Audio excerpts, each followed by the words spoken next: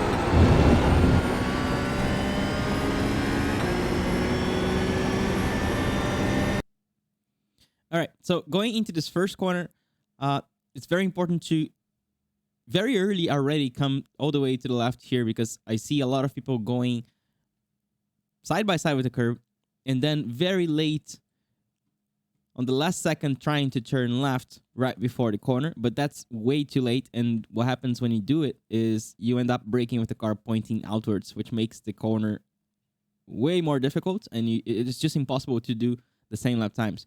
So the tip here is to actually already start crossing the green way before the curb. So by the time you get on the curb, you start braking, you're already parallel and at the total limit of the track here. At this curb here, you have to use it all. If you don't, just by not using this curb here, you end up losing probably half a tenth to a whole tenth. So just make sure you early on use this green, and then you're already parallel. By the time you get on the 100, you're already starting to brake, and then brake quite hard, but not really on a straight line. You start braking and then I would say for a straight line for a blink of an eye, and then you start already turning in.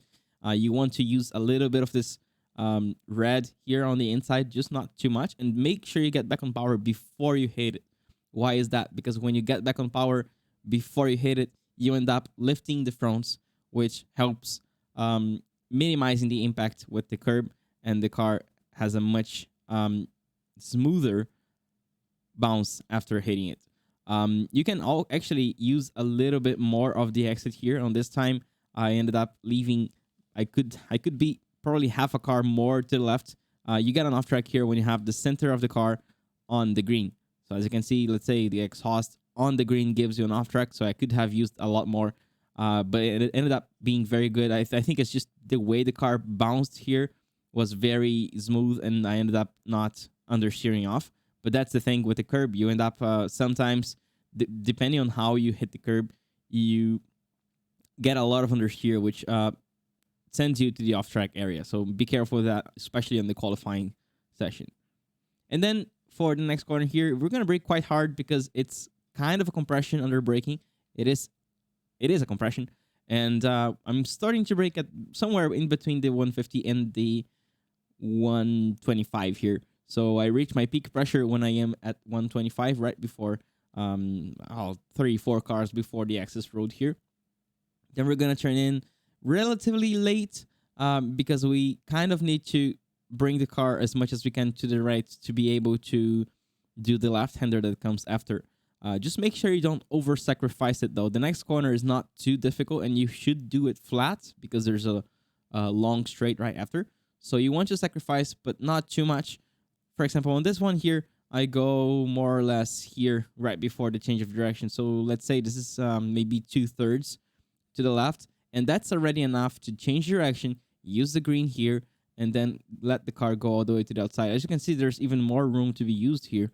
So just make sure you don't over-sacrifice and say bring the car all the way to the middle. This is not necessary. You just need to sacrifice enough to still do the next left-hander flat, and that's just enough. Then we go for the hairpin. I'm braking peak pressure at the 150. As you can see, I'm actually starting to brake way before that. So here, let's say more or less 190, 185 meters. But then as I get my peak pressure, I am right to the side of the 150. And then we're very, very patiently waiting the car to turn in and doing a very aggressive elliptical line. So I'm not waiting for the last second and then like flicking the steering to the right. I am actually starting to turn in very, very progressively as if I'm doing an ellipse. So as you can see, very progressive. And then as the car starts to get here, I'm still try braking pretty hard. Then I finally exponentially increase the steering to really make the car turn as much as I can to then launch the car towards a good exit. And then straight to 60% throttle to already keep the car rotating, and then modulating it up as I let the car go a little bit towards the outside. There's a little bit of counter steer there because of the power. I think I could have been maybe a little bit more aggressive on power here, because as soon as I got back on power, more or less 55, 60%, I got a tiny bit of understeer, so I had to accelerate more to diminish the understeer. So you see that the timing of the throttle here is going to make a big difference. It's better to actually kind of punch the throttle to keep the car rotating and not generate any kind of understeer, because if you do get understeer, you end up trying to compensate that later in the exit, which gives you a little bit too much rotation. You can get actually a spin way late here around this sausage when you realize that you still need more rotation. The car is already fast and you're now flat out trying to get the rotation that you missed because of the understeer on the initial throttle. So just make sure you get more rotation here instead of here.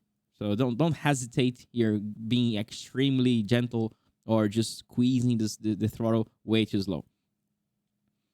Anyway, we go for the next one here. I'm starting to brake at this when the car is just like besides the beginning of this curve, but my peak pressure, as always, is a little bit later. So my peak pressure is more or less here. So the peak pressure is actually my braking reference point. So I do plan to have my peak pressure when the car is more or less on the halfway on this first curve here. And then just letting the car go all the way to this curve here to open up the next corner. And then trail braking quite aggressively to make the car turn as much as I can to the left here, because when we get back on power, we don't want to use this curb here at all. It really pulls the car away, it makes you spin, and it doesn't help with the line because there's another right-hander right after. So I want to bring my car as much as I can to this curb on the left to change direction, do a little bit of a lift, and then try to use this. I think you can use a little bit more, maybe even almost touch the green. The car bounces a little bit, so you have to practice how much of the green you want to use. But then that is possible. And then on the outside, you should kind of use the red. It's a little bit tricky. Just make sure you have incredibly relaxed hands by the time you hit the sausage curb to prevent the car from snapping at you. Then for the next corner, just make sure you're pretty close to the wall. I could have been even a little bit closer here. And then you want to aim at using the green here, because this green is actually camber, and it will pull the car to it will give you a little bit more rotation so you can get back on power a little bit more aggressively. And then the car is going to run all the way to the outside here. Just make sure you don't hit this dirt. I was pretty much on the limit here, but if you hit the dirt, it pulls the car away and you end up not being able to bring the car back on time. And you end up getting an off track at this grass here. So just make sure you don't get that dirt, but you can use all the green, no problem.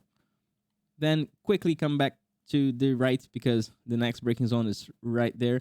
And then you brake pretty hard. There's a little bump here. Let me check it. It's somewhere. You can feel more than see it, but there's a little bump here that will make you maybe lock up the tires, especially the fronts if you're braking a little bit too late. So just make sure you don't brake too hard on this one. As you can see, in some corners we were braking 90, 95%. On this one, I'm braking 80%, maybe 75%, because I know there's a bump here that may makes the tire lock. Then very aggressive turbo brake. There's a lot of grip here because it's a banked corner. Then also quite aggressive power to keep the car rotating with that good turbo brake that I had before. And then for this one here, I like aiming at this little triangle here of grass, green, and track, because we really want to keep bringing the car all the way to the left here. As you can see, I'm really, really, really ignoring this little apex here, because the next corner is to the right, and we need to be as much as we can to the left. We don't want to be way too late on the right here, because then we end up braking with the car pointing all the way to the outside. You want to really have the car braking with you pointing it at least to the grandstands. If you're pointing to the outside of that, that means your line is off and the corner is going to be much lower. So as you can see, ignoring this one, and then finally turning a little bit to the right, and then braking with the car as parallel as possible to this curb here. Although it's never going to be incredibly parallel. As soon as I start braking here, there's like a 30-degree angle to that curb. And then trying to clip this one and getting back on power quite early so that the car can go all the way across this sausage here, so that you can set up the best exit you can for the last corner using a little bit of this green, and then letting the car run away all the way to the green here, and no problem clipping this curb here. Just make sure you don't have the center of the car clipping the curb, because that will give you an off track. So that's it. Quite a decent lap. Lots of little places where you could improve in terms of track usage, but the reference is there for you guys. I hope you enjoyed this, and I will see you next week.